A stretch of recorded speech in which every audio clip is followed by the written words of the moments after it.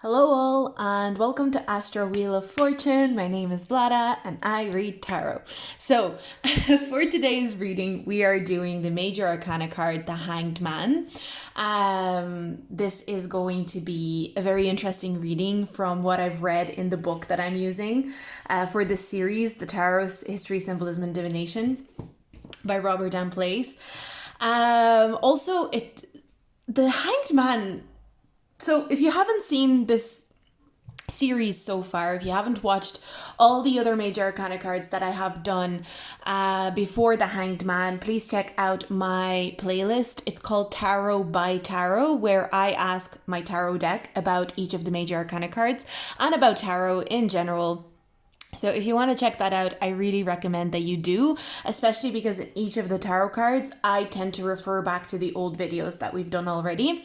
So with this one was interesting, first of all, because in between me doing the Justice card and finally being able to do this card, I moved. There was a lot of changes.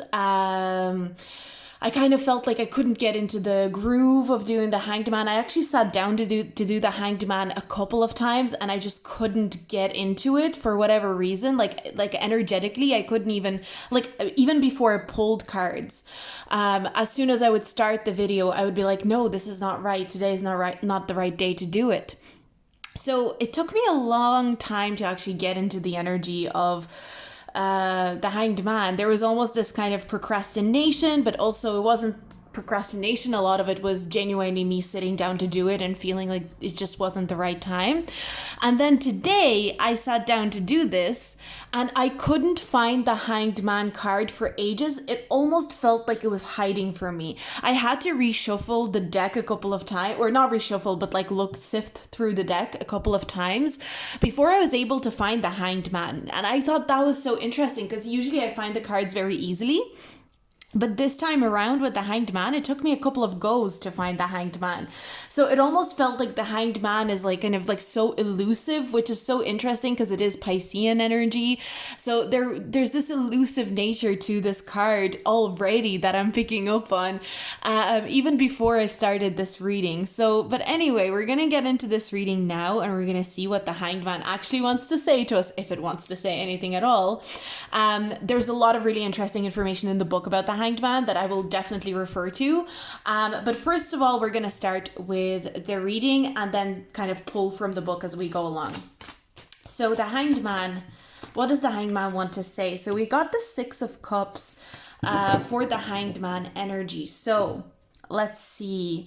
I think I want to put the Six of Cups here.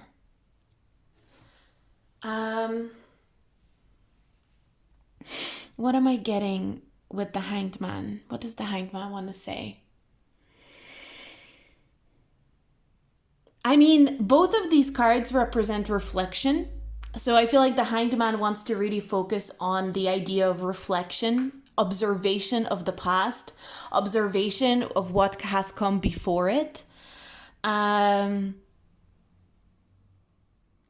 Hanged Man wants us to know that when it comes out in a reading, a lot of the time, the Hanged Man might even be asking us to reflect on, it can be as part of a message is what I'm getting. Reflect on the past. Like it could quite literally be the Hanged Man asking us to reflect on the past. But it can be more complex than that is what I'm getting. That the Hanged Man may come out in a reading to ask us to reflect on what we just said in the reading prior to the Hanged Man coming out, and to look at what was already said in the reading from a new perspective, a flipped perspective. So the Hanged Man might even come out in a reading if you, for example, did a reading and the Hanged Man came out at the end or it came out in the middle of the reading. What I'm getting is like a need to look at the messages that you've already given and almost give that same message that you've already given just before the Hanged Man came out, but give it from like a new perspective, from a flipped perspective, from a new angle. So the Hanged Man usually comes out, from what I'm seeing in this reading, when we need to look at a new angle within the reading or within our lives. And that is something to be determined intuitively. But I like to look at I like to look at the cards like when I'm doing this major arcana series. I like to look at the major arcanas from a point of view like how do they actually move the reading along. It's not just about the actual message that they convey. Something that I'm noticing when I am doing these major arcana readings is that the major arcana cards, it's not just about the story that they tell, it's also about how they progress the story. And each major arcana seems to have like a different element or a different mechanism that they use in order to progress the story of the reading. And I feel like with the Hanged Man, it's kind of like stop, look at the message that you've already given and give it again from a different perspective.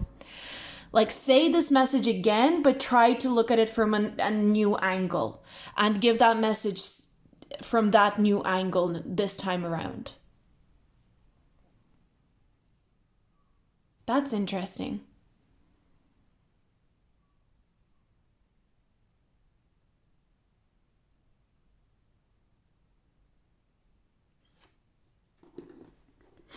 I do want to refer to the book real quick because I just think there's a really interesting thing about the Hanged Man, because the Hanged Man originally in the original or originally in the more traditional versions of tarot was actually called the Traitor,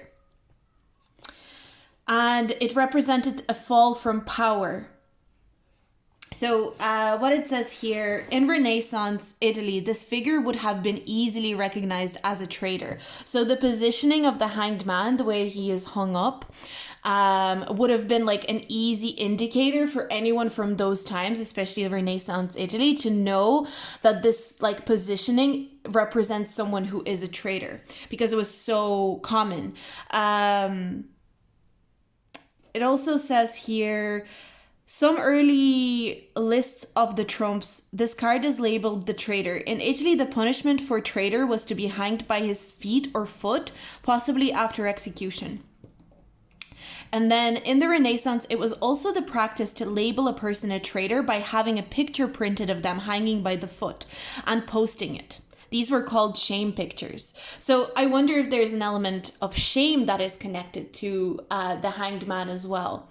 The original meaning of this card is suffering and loss.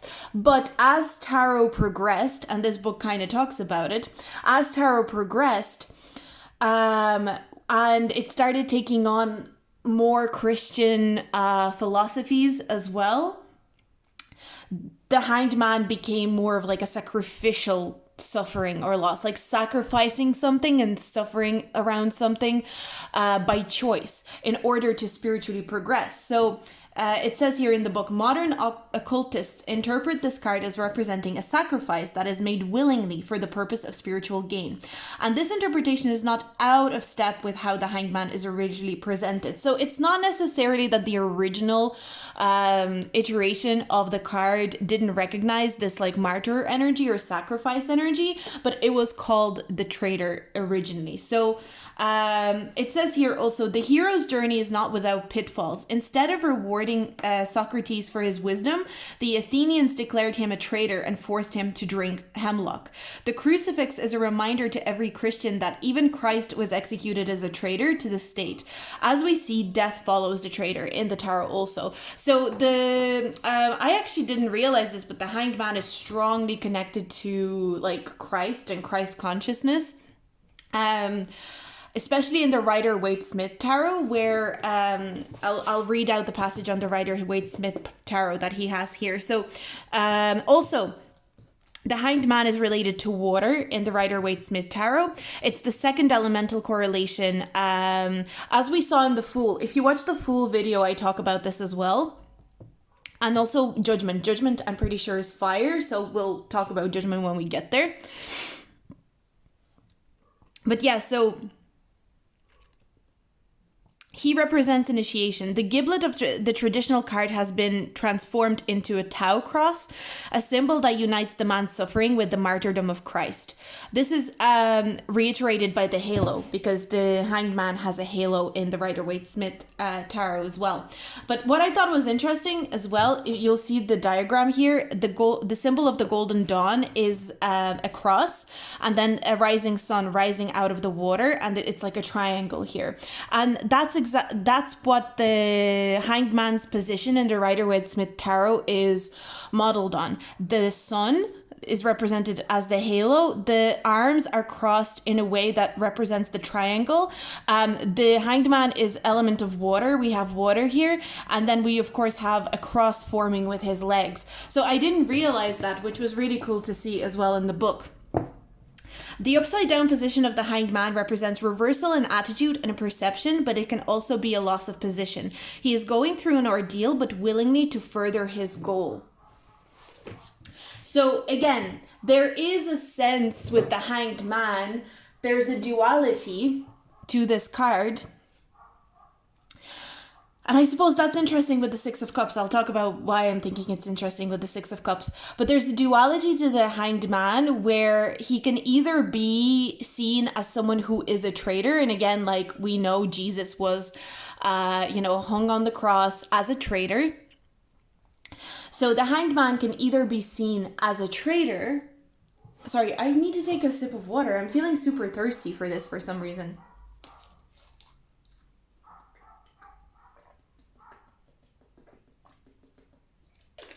Wow, I'm feeling super thirsty for this reading. Okay. The Hanged Man can either be seen as a traitor, and I feel like that traitor energy can be read in certain circumstances. I feel like especially if you got the Hanged Man with the Seven of Swords or something like that, there could be maybe 10 of Swords as well. I think you could definitely get the energy of someone who is a traitor or betrayal type of energy.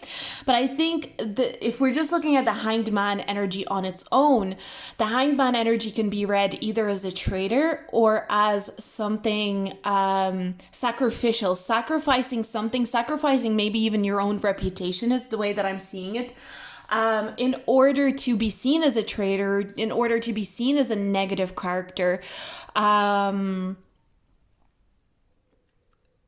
but the sacrifice is really like a spiritual one. And I think with the Six of Cups coming out here, you know what? I don't know what the energy is and I'm just rolling with it. But it's so hard to do this reading. It's so hard to do this reading for me. Like I'm even contemplating if I should like stop it right now and I should do another one. Or if I should roll this one out, because I'm like sweating. I've been feeling fine all day and I'm sweating profusely right now. And I am so like, my stomach is quite uncomfortable. I'm so thirsty. I'm just going to go with what I'm feeling because it's so incredibly difficult to do this reading right now. And I'm not being dramatic, I promise. Like my stomach is not feeling the best. I feel very sweaty. I feel very tired. My head is kind of like fuzzy. And it's very hard for me to concentrate.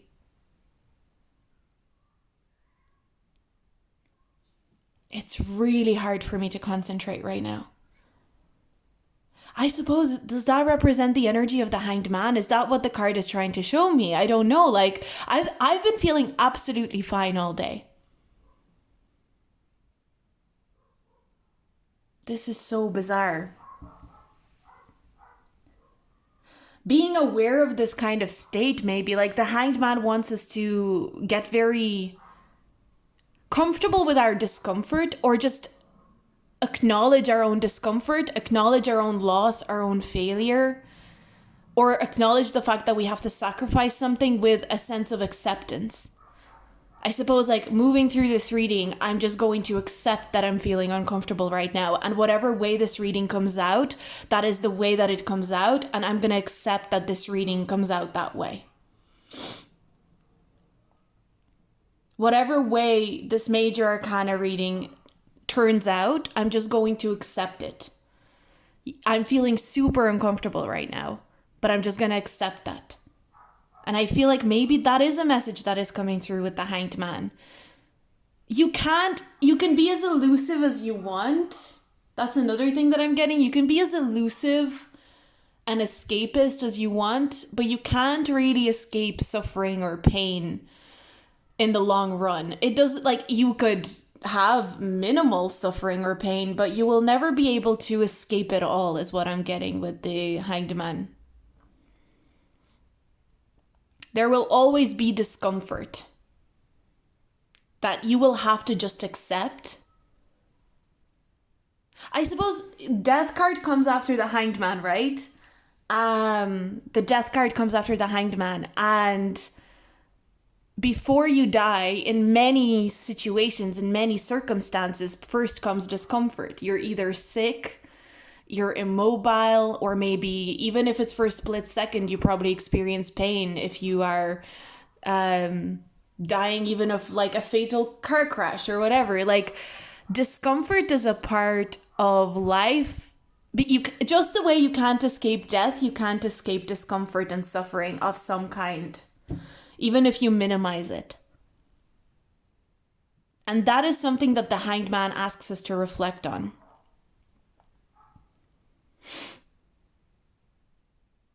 The Hanged Man is not interested in conveying a message of comfort, is what I'm getting. The Hanged Man is not interested in conveying a message that brings us some sort of like... It's funny because the Hanged Man, even though being ruled by this Piscean energy, there's something very realistic about the Hanged Man. And I suppose that's like, Piscean energy can be like that as well. Like, Pisces are so aware of suffering. Like, you know, you can call a Pisces delusional, but a Piscean energy or someone with a lot of Pisces placements is very aware of human suffering. And I feel like that's what the Hanged Man is. The Hanged Man is not here to give you a message of comfort. A Hanged Man is here to tell you, get comfortable with your discomfort, or just accept your discomfort and your suffering. And then you can move forward with life. That's the only way that you can move forward with anything right now, is by accepting the suffering.